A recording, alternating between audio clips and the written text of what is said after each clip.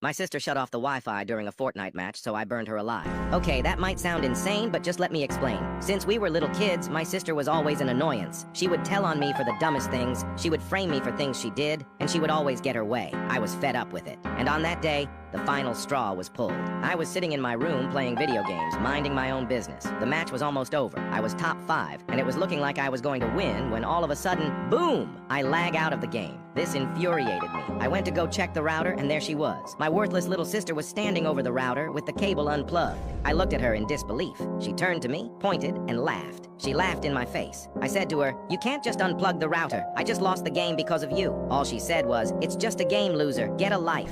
I took that personally. She just sat there, smiling and chuckling. I glared at her with absolute hatred. In that moment, I simply turned around and walked away. And over the next couple weeks, I pretended to move on and to forgive her. But behind the facade, I loathed her and felt that justice needed to be served. I was tired of her games, tired of the way she acted, and most of all, I was tired of her. She was going to pay. After our encounter, I was no longer a brother, a son, or even a person. I was simply vengeance. That weekend, our parents would be gone for their anniversary, and I was supposed to be at a friend's house. My sister would be home alone. However, I didn't go to the friend's house. I pretended to leave, and then I stayed hiding in the shadows. I waited outside of the house until dark. That's when I made my move. Now, normally, all of our doors and windows would be locked, but I made sure to leave one window unlocked to sneak back into the house. Walking around the house to the unlocked window, I passed my sister's room. She was on the phone with one of her friends, laughing, chuckling. My anger only grew. How could she be so happy? It was as if she didn't have a care in the world. I quietly snuck in through the window. The house was completely quiet, other than my sister's faint laughs from across the hall. I made my way into the kitchen. There, I turned on the oven and the stove to maximum heat. I threw paper towels and rags on top of it to speed up the process, and before I knew it, the kitchen was up in flames. The heat was overwhelming, and somehow my sister didn't notice it yet. I quickly climbed back out the window. Outside, I ran over to her bedroom window. Looking through it, she was laying on her bed talking to someone on the phone with earbuds in. She couldn't hear the fire raging throughout the house. It was perfect. In the blink of an eye, the fire reached her door, and you could see the red-hot glow from underneath it. My sister finally noticed it. She ran over and tried to open the door, but the doorknob burned her hand.